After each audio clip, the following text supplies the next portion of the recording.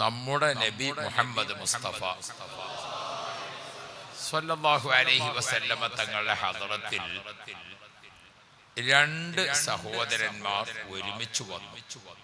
രണ്ടാളുകൾ. അവർ രണ്ടുപേരും ഷഹാദത്ത് കലിമ ചൊല്ലി മുസ്ലിമായി. രണ്ടുപേരും നല്ല ജീവിതം നയിച്ചുകൊണ്ടിരിക്കുന്ന മധ്യേ ഒരാൾ മരണപ്പെടും.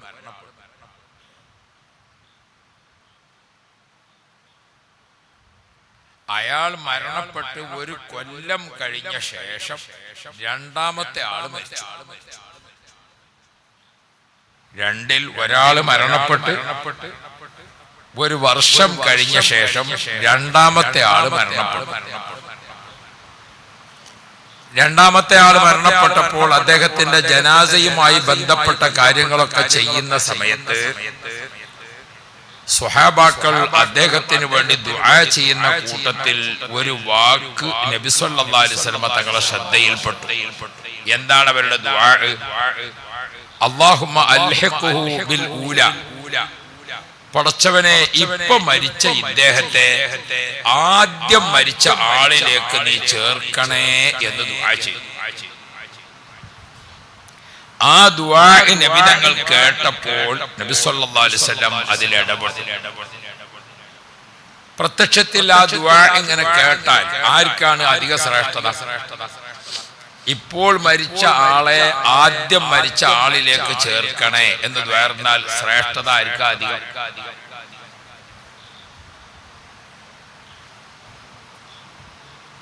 പണ്ട് മുഫത്തിശ് മദ്രസിൽ വന്നിട്ട് കുട്ടികളോട് ചോദിച്ചു, സ്കൂളിന്റെ 13ാമത്തെ ഫർള് ഏതാന്ന് ചോദിച്ചു. അപ്പൊ രണ്ട് കുട്ടികൾ പറഞ്ഞു, ഞങ്ങളിവിടെ കുളത്തിലിറങ്ങി മുങ്ങലാണ്. പിന്നെ 13ഉം 14ഉം നോക്കണ്ടേ എന്ന മാതിരി ആയാൽ പറ്റുമല്ലോ. പ്രത്യക്ഷത്തിൽ ആർക്കാണ് ശ്രേഷ്ഠത? ഇപ്പൊ മരിച്ചാക്കോ ആദ്യം മരിച്ചാക്കോ? ആദ്യം മരിച്ച ആൾക്ക് അല്ലേ? ഇയാളെ അയാളിലേക്ക് ചേർക്കണേ എന്ന് പറയുമ്പോൾ അയാൾക്കാണ് ശ്രേഷ്ഠത കൂടുതൽ എന്നാണല്ലോ പ്രത്യക്ഷം തോന്നുക. അപ്പൊ ഒരു ദിവസമെങ്കിൽ ഒരു ദിവസം നേരത്തെ മരിച്ചു കിട്ടിയെങ്കിൽ എന്ന് തോന്നിപ്പോ അല്ലേ? യഥാർത്ഥത്തിൽ ഒരു സത്യവിശ്വാസി അതാണോ വിചാരിക്കേണ്ടത്? പിന്നെ ഒരു ദിവസമെങ്കിലും ഭൂമിയിൽ അധികം ജീവിക്കാൻ സമയം കിട്ടിയെങ്കിൽ അതാണ് ആഗ്രഹിക്കുന്നത്. മരിച്ചെങ്കിൽ എന്ന് ആഗ്രഹിക്കാൻ ഒരു മുസ്ലിമിന് പാടില്ല. ഒരു ദിവസവും കൂടി ജീവിച്ചെങ്കിൽ എന്നാണ് ആഗ്രഹിക്കുന്നത്. അപ്പൊ നബി മുഹമ്മദ് മുസ്തഫ നബി തങ്ങൾ അവിടെ ഇടപെട്ടു. എന്താണ് പറഞ്ഞത്? ഒരു വർഷം അധികം ജീവിച്ചപ്പോൾ അയാൾക്ക് 6000 റക്അത്ത് നിസ്കാരം അധികം കിട്ടിയില്ലേ? മുഹമ്മദ് റസൂലുള്ളാഹ്. ഒരു വർഷം നമ്മൾ ഫർള് നിസ്കരിച്ചാൽ ആ ഫർള് നിസ്കാരം ഒരു വർഷം 17 റക്അത്ത് നിസ്കരിക്കുമ്പോൾ 6000 റക്അത്ത് നിസ്കാരം അദ്ദേഹത്തിന് അധികം കിട്ടിയില്ലേ? മുഹമ്മദ് മുസ്തഫ 6000 റക്അത്ത് അധികം നിസ്കാരം കിട്ടുമ്പോൾ അതിന് ചേർന്ന് വുളു അതിന്റെ കൂടെ കിട്ടും അല്ലേ? വുളു എടുക്കുക എന്ന് പറഞ്ഞാൽ നിങ്ങൾ വിചാരിച്ച ഒരു ചെറിയ സംഗതിയാണ്. വുളു എന്ന് പറയുന്നത് അത് വളരെ പ്രധാനപ്പെട്ട ഒരു അമലാണ്. അതിന് ഒരു സാധാരണ മനസ്സിലാകുന്ന ഒരു ഉദാഹരണം പറഞ്ഞാൽ, നമ്മുടെ നാട്ടിൽ നിന്ന് ഹജ്ജിന് പോണെങ്കിൽ ആദ്യം ഏത് കിട്ടണം? പാസ്പോർട്ട് കിട്ടണം. വിസക്ക് പോണെങ്കിൽ, ദുബായിക്ക് പോണെങ്കിൽ ആദ്യം ഏത് കിട്ടണം? പാസ്പോർട്ട്. പാസ്പോർട്ടിലാണ് വിസ അടിക്കൽ അല്ലേ? പാസ്പോർട്ടിലാണ് ഏത്? വിസ അടിക്കൽ. എന്ന പോലെ ഇബാദത്തുകൾക്കുള്ള പാസ്പോർട്ടാണ് വുളു. വുളു എന്ന പാസ്പോർട്ടിൽ നിസ്കാരം എന്ന വിസ അടിക്കും. വുളു എന്ന പാസ്പോർട്ടിൽ തവാഫ് എന്ന വിസ അടിക്കും. വുളു എന്ന പാസ്പോർട്ടിൽ ഖുർആൻ ഓതുക എന്ന വിസ അടിക്കും. അപ്പൊ ആദ്യം ഏത് ക്ലിയർ ആവണം? പാസ്പോർട്ട് ക്ലിയർ ആകണം, എന്നെങ്കിലും വിസ അടിക്കാൻ പറ്റും. അപ്പൊ ആരാധനകളുടെ പാസ്പോർട്ടാണ് വുളു അല്ലേ? ഒരു കൊല്ലം എത്ര പ്രാവശ്യം വുളു കൊടുത്തു? നമ്മളൊക്കെ ഇപ്പൊ സാധാരണ പറയാൻ ഒരു ദിവസം 5ഓ 6ഓ പ്രാവശ്യം നമ്മളൊക്കെ വുളു കൊടുക്കുന്നുണ്ട് അല്ലേ? മിക്കവാറും 5 വഖത്ത് നിസ്കാരത്തിന് എത്ര വുളു കൊടുക്കും? 5 ഓത് കൊടുക്കും. രാത്രി ഉറങ്ങാൻ കിടക്കുമ്പോഴോ ഒരു ഓത് കൊടുക്കും. ചിലപ്പോ ദുഹാഇന് വേണ്ടി എന്ത് ചെയ്യും? വേറൊരു ഓത്. അപ്പൊ ഒരു കൊല്ലം ഒരാൾ ജീവിക്കുമ്പോൾ എത്ര ഓതുവായി? ഒരു കൊല്ലം അയാൾ നിസ്കരിച്ചപ്പോൾ എത്ര വാങ്കും ഇഖാമത്തുമായി? ഒരു കൊല്ലം നിസ്കരിച്ചപ്പോൾ എത്ര നിയ്യത്തായി, എത്ര വജ്ഹത്തുമായി, എത്ര ഫാത്തിഹയായി? 6000 റക്അത്ത് നിസ്കാരത്തിന് 6000 ഫാത്തിഹയായി, 6000 റുകൂആയി, 12000 സുജൂദായി. ഒരു കൊല്ലം അധികം ജീവിച്ചപ്പോൾ അയാളെ സമ്പാദ്യം എത്രയാണ്? സാധാരണഗതിയിൽ നമ്മൾ റവാത്തിബ് സുന്നത്ത് നിസ്കരിക്കാൻ വേണ്ടി തീരുമാനിച്ചാൽ 17 റക്അത്ത് ഫർള് നിസ്കരിക്കുമ്പോൾ നമ്മൾ എത്ര റക്അത്ത് സുന്നത്ത് നിസ്കരിക്കുന്നുണ്ട്? 17 റക്അത്ത് സുന്നത്ത് നിസ്കരിക്കുന്നുണ്ട്. അപ്പൊ വീണ്ടും ഒരു 6000. നമ്മൾ ദുഹാ നിസ്കരിക്കുന്നുണ്ടെങ്കിൽ എത്രയായി? നമ്മൾ വിത്ർ നിസ്കരിക്കുന്നുണ്ടെങ്കിൽ അതെത്രയായി? ഒരു കൊല്ലം ഒരാളെ അധികം ജീവിച്ചപ്പോൾ അയാള് വെള്ളിയാഴ്ചയുടെ സുന്നത്തുകളൊക്കെ കൃത്യമായി എടുക്കുന്ന ആളാണെങ്കിൽ എത്ര വെള്ളിയാഴ്ചയായി ഒരു കൊല്ലത്തിന്? അപ്പൊ എത്ര അൽകഹഫായി, എത്ര സ്വലാത്തായി? തിങ്കളാഴ്ച ദിവസം സുന്നത്ത് നോമ്പെടുക്കുന്ന പതിവുകാരനാണെങ്കിൽ അയാൾക്ക് ഒരു കൊല്ലത്തിന് എത്ര നോമ്പായി? അഷ്റഫുൽ വറ മുഹമ്മദ് മുസ്തഫ ഒരു കൊല്ലം അധികം ജീവിച്ചപ്പോൾ അയാളുടെ സമ്പാദ്യം എത്രയാണ്? അപ്പൊ അല്ലാഹുമ്മ അൽഹിഖ്ഹു ബിൽ ഊല, ഇദ്ദേഹത്തെ അദ്ദേഹത്തിലേക്ക് ചേർക്കണേ എന്ന് പറയുമ്പോൾ നേരത്തെ മരിച്ചു കിട്ടിയെങ്കിൽ എന്ന് തോന്നിപ്പോകണോ? മറിച്ച് ഒരു സത്യവിശ്വാസി എന്താണ് ആഗ്രഹിക്കേണ്ടത്? ഒരു ദിവസം ഭൂമിയിൽ അധികം ജീവിച്ചു കിട്ടിയെങ്കിൽ എന്തുവാണ്? ഒരു മുസൽമാൻ, ഒരു സത്യവിശ്വാസിയുടെ ജീവിതം അധിക സമ്പാദ്യം. ഒരു സത്യവിശ്വാസിയുടെ ജീവിതം അധിക സമ്പാദ്യം. മുന്നിലിരിക്കണവര് കുറച്ചും കൂടി കയറി അതിൽ വരുന്നവർക്ക് അങ്ങനെ വരാനൊക്കെ ഒരു സൗകര്യം ഇവിടെ ഇരിക്കാൻ പാടില്ല. ഞാൻ പറഞ്ഞതേ ഉള്ളൂ, നിങ്ങൾക്ക് ഓരോ സ്ഥലത്ത് ഇരിക്കാൻ തീർച്ചയാക്കുമല്ലോ അവിടെ തന്നെ ഇരിക്കാം. അല്ലാഹു തആല ഖൈർ തരട്ടെ. ഹബീബുനാ മുഹമ്മദ് മുസ്തഫ. അപ്പൊ ഞാൻ പറയുന്നത്, നമ്മുടെ ജീവിതം ഒരു 24 മണിക്കൂർ കഴിയുമ്പോൾ നമ്മുടെ ജീവിതത്തിൽ എന്താണ് പുതിയത് സമ്പാദിച്ചത്? അതാണ് നമ്മൾ നമ്മളെ ഒരു ദിവസം പിന്നിടുമ്പോൾ അതിലൊരു സമ്പാദ്യമാണ്. നമ്മൾ ഒരു ദിവസം ജീവിച്ചപ്പോൾ ഒരു രോഗിയെ സന്ദർശിച്ചു, അതൊരു സമ്പാദ്യമാണ്. നമ്മൾ ഒരു മയ്യത്തിന്റെ കൂടെ നടന്നു, അതൊരു സമ്പാദ്യമാണ്. ഒരു ഖബറിലേക്ക് 3 പിടി മണ്ണ് വാരിട്ടു, അത് മറ്റൊരു സമ്പാദ്യമാണ്. 2 ആളുകൾ തമ്മിൽ പിണക്കത്തിൽ നിൽക്കായിരുന്നു, അത് 2 ആളും തമ്മിലാണ് ഇണങ്ങി നന്നായി, അത് വലിയൊരു സമ്പാദ്യമാണ്. നമ്മുടെ കയ്യിലുണ്ടായിരുന്ന 1 രൂപ സദഖ ചെയ്തു, അതൊരു സമ്പാദ്യമാണ്. നമ്മൾ സാധാരണ 10 സ്വലാത്ത് ചെല്ലല, അപ്പൊ നമ്മൾ ഒരു സ്വലാത്താണ് 11 ആക്കി, അതൊരു സമ്പാദ്യമാണ്. ഇങ്ങനെ ഒരു സത്യവിശ്വാസിയുടെ ഒരു ദിവസ ജീവിതം അത് സമ്പാദിക്കാൻ സാധിച്ചാൽ അതിലൊക്കെ കൂടുതൽ സമ്പാദ്യമുണ്ടാവും. അതാണ് വിശ്വാസികളുടെ ജീവിതം. അഷ്റഫുൽ വറ മുഹമ്മദ് മുസ്തഫ. അപ്പൊ ഞാൻ ഓർമ്മപ്പെടുത്തുന്നത്, നമ്മൾ ആരും മരിച്ചെങ്കിൽ എന്ന് വിചാരിക്കാൻ പാടില്ല. ഒരു സത്യവിശ്വാസി ഒരു സാഹചര്യത്തിലും അവൻ ആത്മഹത്യ ചെയ്യാൻ പാടില്ല. ഇപ്പത്തെ കാലത്ത് പ്രത്യേകിച്ചും ഇപ്പത്തെ കാലത്ത് പ്രത്യേകിച്ചും ആത്മഹത്യ ചെയ്യേണ്ട കാര്യമില്ല. നമ്മളെ ഇന്ത്യ രാജ്യത്ത് എവിടുന്ന് റാഷൻ വാങ്ങാം. ബംഗാളികളൊക്കെ നമ്മളെ നാട്ടിൽ റാഷൻ വാങ്ങണേ, പിന്നെന്തിനാ ആത്മഹത്യ ചെയ്യാൻ നിൽക്കണേ? എവിടെ പോയാലും ആകെ ഇപ്പൊ ഭൂമിയിൽ ഈ വിശാലമായ സ്ഥലത്ത് താമസിക്കുമ്പോ ചിലപ്പം കടം കൊണ്ട് കുടുങ്ങിയത് വരും, അള്ള കാക്കട്ടെ.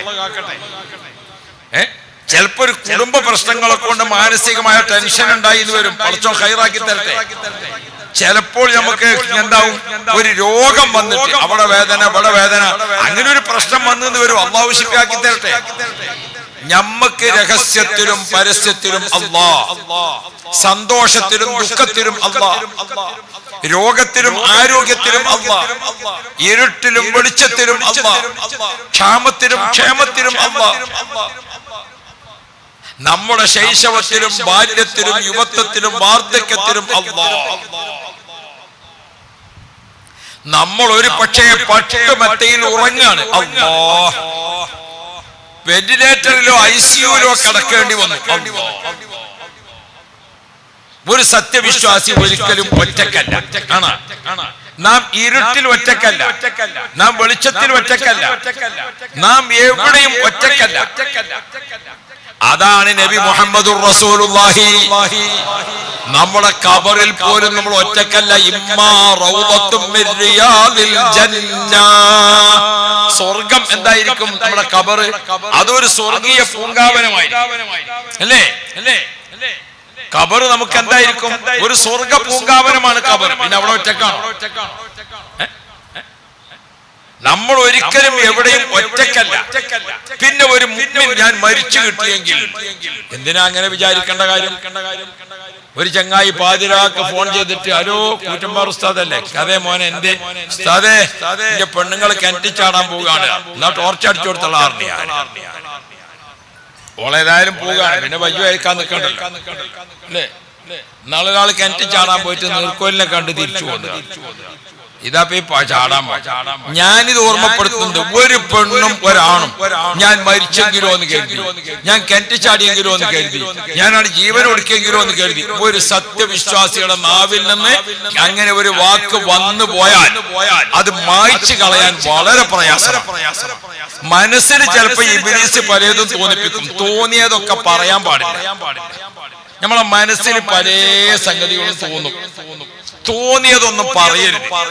തോന്നിയത് തോന്നലോടുകൂടെ അടുത്ത നിസ്കാരത്തിന് ഒന്നുകൊടുത്ത് നിസ്കാരം കഴിയുമ്പോൾ ആ തോന്നിയത് അല്ലാഹു തആല കൽബിൽ നിന്ന് മായ്ച്ചു കളയും. പറഞ്ഞാൽ മാഞ്ഞു പോകില്ല, പറഞ്ഞാൽ മാഞ്ഞു പോകും ഇല്ല. അതാണ് പോലീസ് സ്റ്റേഷനിൽ ഒരു കേസ് വന്നാൽ FIR രേഖപ്പെടുത്തുന്നതിന് മുമ്പ് ആ പോലീസുകാരനെ സ്വാധീനിച്ചിട്ട് അത് മായ്ച്ചു കളയണം.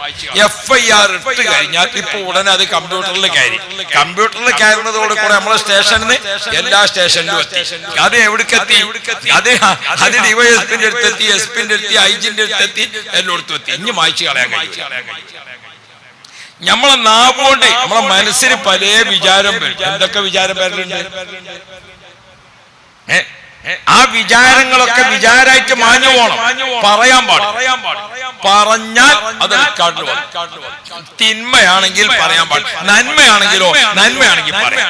നന്മ റെക്കോർഡിൽ വന്നാൽ അതാണ് അല്ലാഹു റസൂൽ ഓർമ്മപ്പെടുത്തുന്നത്.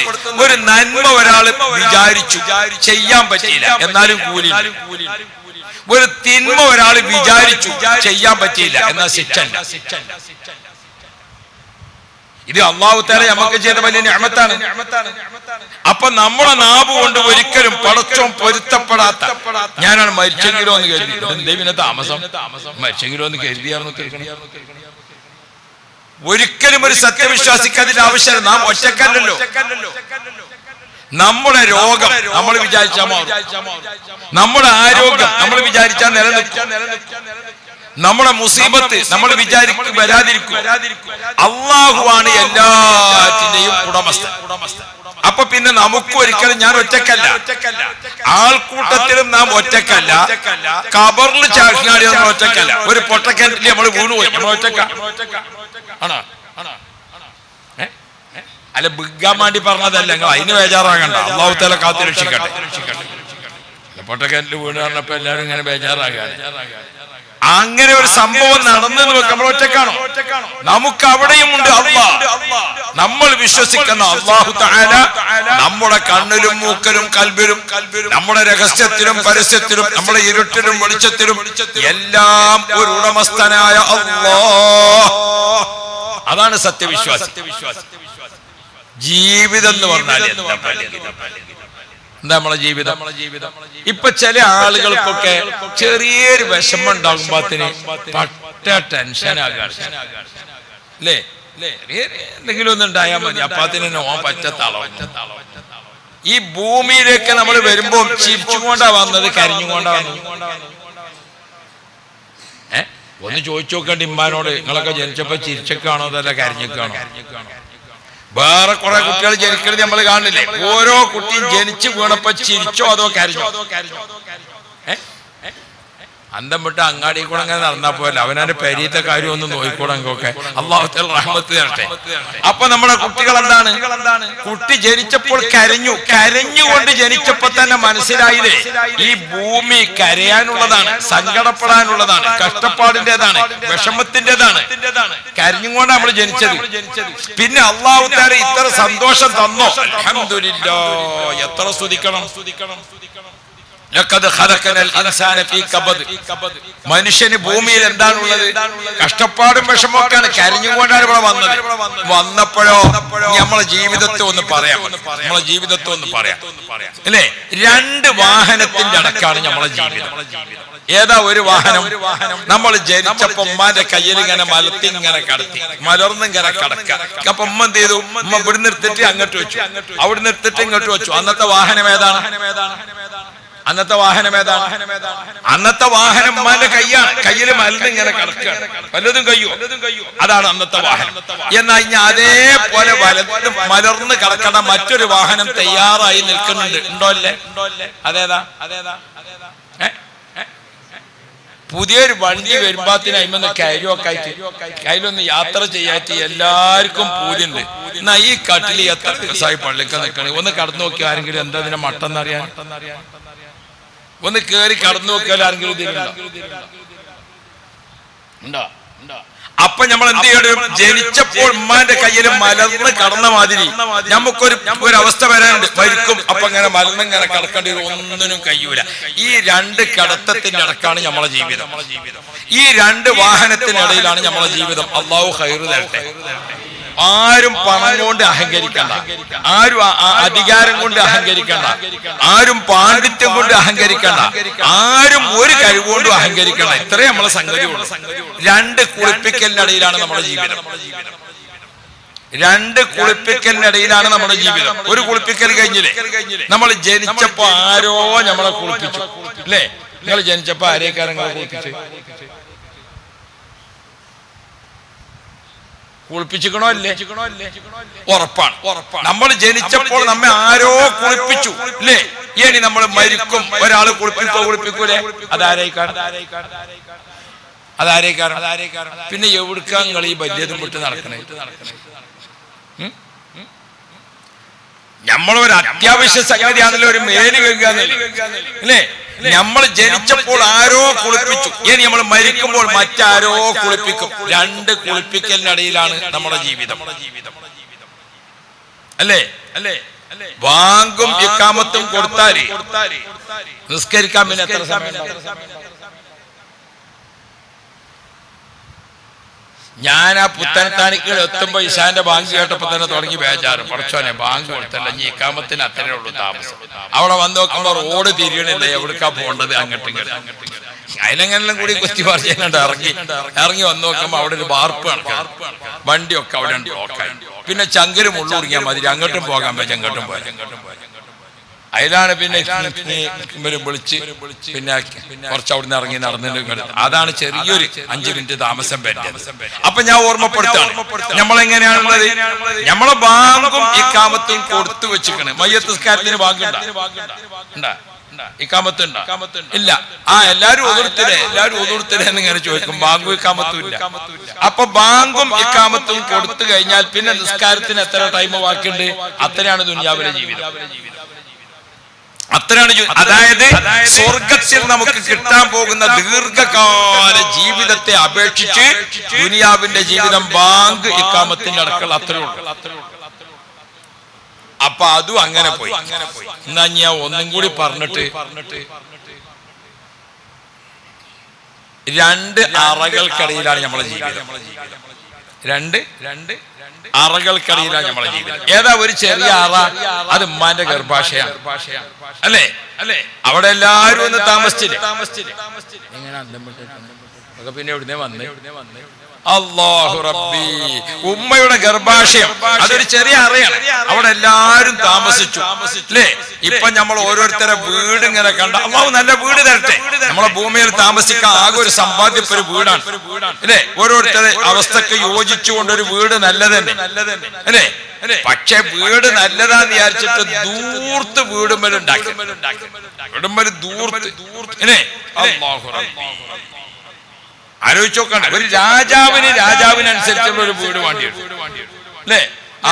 ഒരു കഴിവുള്ള ആള് ഒരു കീറിയ ബനിയനൂട്ടുകാട് പള്ളിന്റെ ചേറ്റടിമ അങ്ങനെ കുത്തിരുന്നാലേ ബെന്നോല് ആരെങ്കിലും 10 രൂപ കൊടുത്താൽ വാങ്ങി വെക്കണ്ടേ?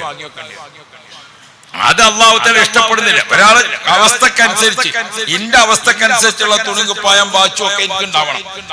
നിങ്ങൾക്കനുസരിച്ച് ആർക്കും അത് പിന്നെ പാവായിങ്ങാണ്ട് ഇങ്ങനെ ഇരുന്നുകൊണ്ട് ആരെങ്കിലും സക്കാത്തിന്റെ കയ്യേരുന്ന അവസ്ഥ ഉണ്ടായാൽ പറ്റില്ല. അതിന്റെ അപ്പുറം ദൂർത്താണ് പാടില്ല. അപ്പൊ നമ്മളിവിടെ പല വീടും കാര്യമൊക്കെ ഉണ്ടാക്കണേ. പക്ഷെ എന്താ സംഗതി? നമുക്ക് കബറാകുന്ന വീട്ടിലാണ് ഇനി ഒരു ഇടുങ്ങിയ അറയാണ് അല്ലേ? ഉമ്മയുടെ ഗർഭാശയം ഒരാള, പിന്നെ കബറ് മറ്റൊരാള. 2 അറക്കിടയിലാണ് നമ്മളെ ജീവിതം. പടച്ചോൻ ഹൈറാക്കി തരട്ടെ.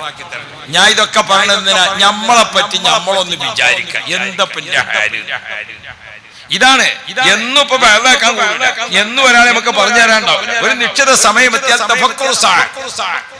നമ്മളെ ജീവിതത്തെ നമ്മൾ സ്വയം ഒരു ആത്മപരിശോധന നടത്താം. എന്റെ ജീവിതം എന്താണ് പഠിച്ചോനെ? ഇത്രയല്ലേ ഉള്ളൂ. ഞാൻ മലിനിങ്ങനെ കടന്നു, ഇനി 2ാമത് മലിനൊന്ന് കടക്കാൻ നിൽക്കും. അത്രേ ഉള്ളൂ എന്റെ ജീവിതം. പിന്നെ ഞാൻ ആരോടായി തെറ്റി നിൽക്കണത്? ഞാൻ ഈ മധ്യസ്ഥം പറയാൻ വേണ്ടി കുറെ മെനക്കെടുന്നു.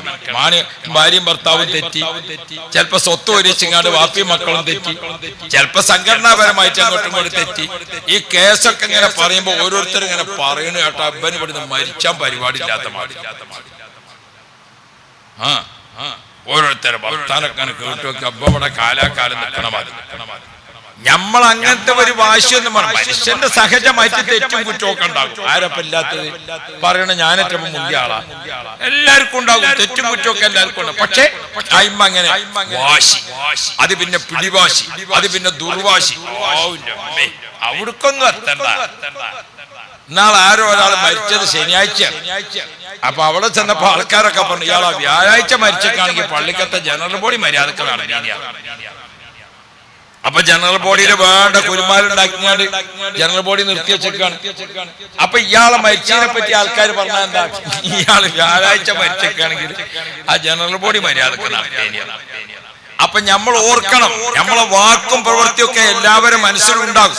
അപ്പൊ ഹബീബുനാ മുഹമ്മദ് മുസ്തഫ കുറച്ചും കൂടി ഒക്കെ ഒന്ന് ഇങ്ങനെ അടുത്തിരുന്ന് നോക്കാൻ നിങ്ങളെ വകയായിട്ട് വലിയ കൂലി കിട്ടും. അടുത്തിരുന്നാൽ ലേശം അതെങ്ങനെയാ? നിങ്ങൾ തലകൊണ്ട് ഇങ്ങനെ ആയിട്ട് കാര്യമില്ല, ഉടലുകൊണ്ടുകൊണ്ട് പോരണം. അപ്പോഴേ ആ സ്ഥലം കിട്ടുള്ളൂ. പിന്നെ വന്ന ആൾക്കാർക്ക് കമ്പം വേണം ഞങ്ങൾക്ക് ഇരിക്കണം എന്നുള്ളത്. അല്ലാതെ ഇപ്പൊ ഇന്നെ കണക്കാക്കിയിട്ട് മാത്രം നിൽക്കണം. ഒന്നും കൂടി അടുത്തിരുന്നോളൂ.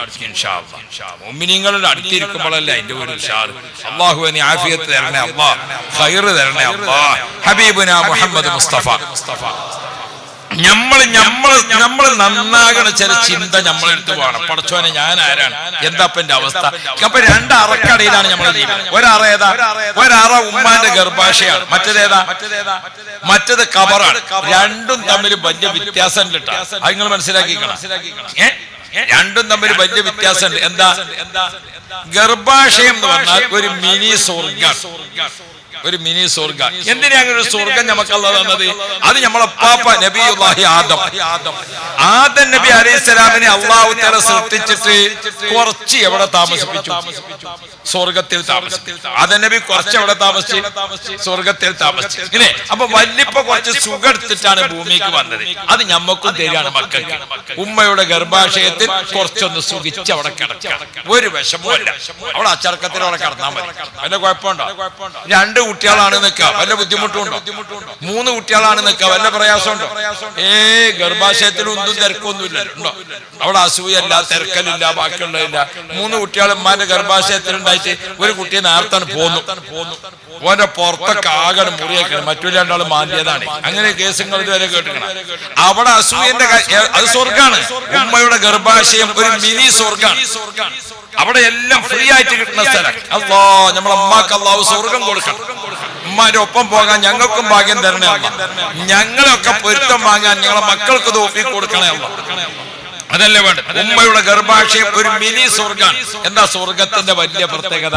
സ്വർഗത്തിലൊക്കെ ചോദിക്കാതെ കിട്ടും. സ്വർഗത്തിലൊക്കെ ചോദിക്കാതെ കിട്ടും.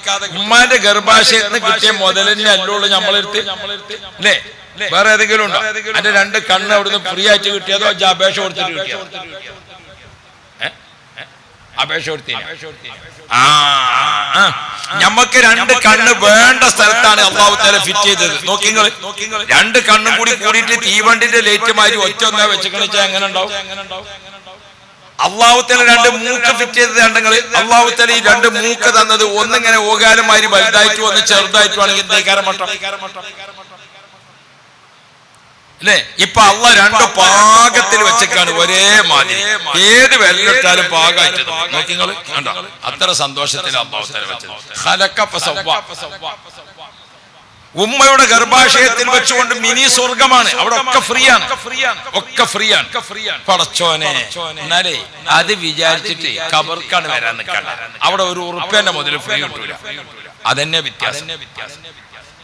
കഴിഞ്ഞു പോയ അറയിൽ ഒക്കെ ഫ്രീ ആണ്. വരാൻ പോണ അറയിലോ? വരാൻ പോണ അറയിൽ ഫ്രീ എന്ന് പറഞ്ഞിട്ടുള്ള പരിപാടി ഇല്ല. പടച്ചോൻ നമ്മളെ കാക്കട്ടെ. ഖബറാകുന്ന വീട്ടിലേക്കാണ് ചെന്നാൽ ഓശാരമായിട്ട് തരാനൊന്നുമില്ല. അവിടെ ചെന്നോടുമ്പോ ചില വിചാരണകളുണ്ട്. മൻ റബ്ബുക വമൻ നബിയുക ഇല്ലേ, വമാ ഇമാമുക വമാ ഖിബ്ലതുക വമൻ ഇഖ്വാനുക വമൻ അഖ്വാതുക ഇല്ലേ, ഇദാ ജാഅകൽ മലക്കാനിൽ മുഅക്കലാനിൽ കരീമാനിൽ അസീമാനിൽ ഹായിലാനി സായിലാനി കൽ മുൻകർ കൽ മുസമ്മയാനി ബി മുൻകരിൻ വനകീർ അലൈഹിമാ മിനല്ലാഹി സലാം. മുൻകർ നകീർ നല്ലോണം ചെല്ലിക്കോളി. എല്ലാരും പേരും ഒരേ മാതിരി കരുതണ്ട. നമുക്ക് ഇതൊക്കെ വേറെ വേറെ ആൾക്കാരാണ്. മലക്കുൽ മൗത്ത് അസ്റായീൽ ഇവിടെ എവിടെയെങ്കിലും വന്ന് നിൽക്കണ്ടോന്ന് അറിയില്ല. നല്ലോണം ചെല്ലി മൂപ്പരൊക്കെ തൃപ്തിപ്പെടുത്തി പോവുകയാണ് നമുക്ക് നല്ലത്. അല്ലാഹു തആല ഖൈറു ആഖിബത്ത് നന്നാക്കി തരട്ടെ.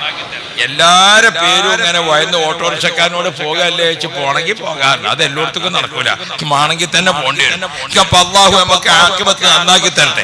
ഹബീബുനാ മുഹമ്മദ് മുസ്തഫ അള്ളാഹുവിന്റെ തീരുമാനപ്രകാരം ഉമ്മയുടെ ഗർഭാശയം ഒരു മിനി സ്വർഗമാണ്. നല്ല രണ്ട് കണ്ണ് അവിടുന്ന് ഫ്രീ ആയിട്ട് കിട്ടിയതാണ്. സംസാരിക്കാൻ നാവ് അവിടുന്ന് ഫ്രീ ആയിട്ട് കിട്ടിയതാണ്. ചിന്തിക്കാൻ ബുദ്ധിശക്തി അവിടുന്ന് സന്തോഷമായിട്ട് കിട്ടിയതാണ്. അല്ലാഹു റബ്ബി, ആ രണ്ട് ചുണ്ട് നോക്കിങ്ങൾ നല്ല ഭംഗിയിൽ ഒരാളെ ഭംഗി നിർണ്ണയിക്കുന്ന ഒരു ചുണ്ടിന്റെ ഒരു പങ്കെത്രയാണ്. ചെറുതായിട്ട് ചുണ്ടൊന്ന് ചെരിഞ്ഞു, ലേശം പടച്ചോൻ കാക്കട്ടെ. ഒരു ലേശം ചെരിഞ്ഞാൽ കുടിച്ചിന വെള്ളം അവിടെ നിൽക്കും. കുടിക്കണ വെള്ളം അവിടെ നിൽക്കും. വെള്ളം തൊള്ളേക്കാണ് പാരുമ്പാത്തിന് ഒരു ഭാഗത്ത് കൊണ്ട് പോരും, ഒരു ഭാഗത്ത് കൊണ്ട് പോരും. അതല്ലേ ഇവിടെ ഇപ്പൊ കുറെ എക്സ് മുസ്ലിം, നിരീശ്വരവാദി, ബാക്കിയുള്ള വാദി എന്നൊക്കെ പറയുന്നുണ്ടല്ലോ. ഒരു കഥയില്ലാത്തത് കൊണ്ടാണ്. പണ്ട് പടച്ചോല്ല എന്ന് പറയുന്ന ഒരു ചങ്ങായി അങ്ങനെ നടന്നു പോകുമ്പോ